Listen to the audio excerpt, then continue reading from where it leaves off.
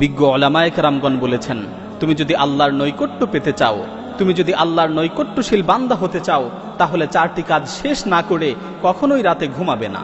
প্রথম কাজ, আল্লাহ ইয়ানামা ওয়ালাহু ওয়াজহুল আরদি খাসামুন, কারো সাথে ঝগড়া বিবাদ চলছে, এই ঝগড়া বিবাদের মীমাংসা না করে রাতে ঘুমাবে না।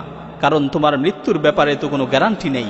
এই ঝগড়া বিবাদের মীমাংসা না করা অবস্থায় যদি রাতে তোমার মৃত্যু হয়, আর বিবাদী ব্যক্তি যদি কিয়ামতের দিন তোমার বিরুদ্ধে আল্লাহর কাছে বিচার দায়ের করে, সেই সময় তুমি কি করবে?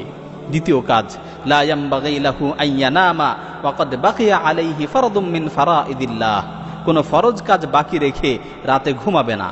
আল্লাহ তাআলা তোমার উপর যেই কাজগুলোকে ফরজ করেছেন সেগুলো আদায় না করে রাতে ঘুমাবে না।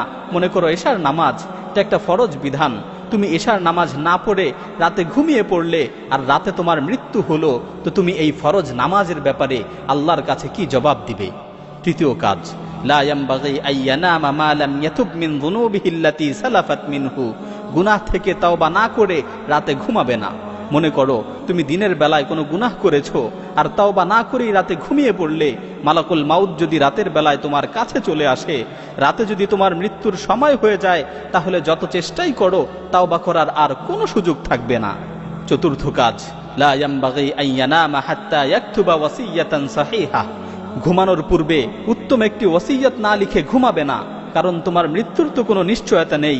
রাতের বেলায় যদি তুমি মৃত্যুবরণ করো, তাহলে ওসিয়ত করার আর কোনো সুযোগ থাকবে না, তাহলে ওসিয়ত করার আর কোনো সুযোগ পাবে না।